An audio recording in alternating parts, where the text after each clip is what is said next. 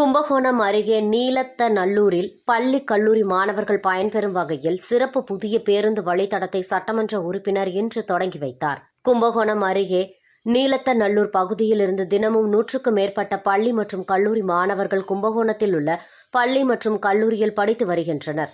காலை நேரங்களில் போதிய பேருந்து வசதிகள் இல்லாததால் படிக்கட்டில் தொங்கியபடி சென்று வருகின்றனர். இந்நிலையில் காலை மற்றும் மாலை நேரங்களில் கூடுதல் பேருந்து இயக்க வேண்டும் என்று சட்டமன்ற உறுப்பினரிடம் அப்பகுதியைச் சேர்ந்த பொதுமக்கள் கோரிக்கை வைத்தனர். கோரிக்கையை ஏற்று காலை 8:25க்கு மதனத்தூரிலிருந்து புறப்பட்டு கும்பகோணம் வரை தினமும் 2 வேளை இயக்கவுள்ள பேருந்தை சட்டமன்ற உறுப்பினர் அன்பழகன் கொடியசைத்து தொடங்கி வைத்தார்.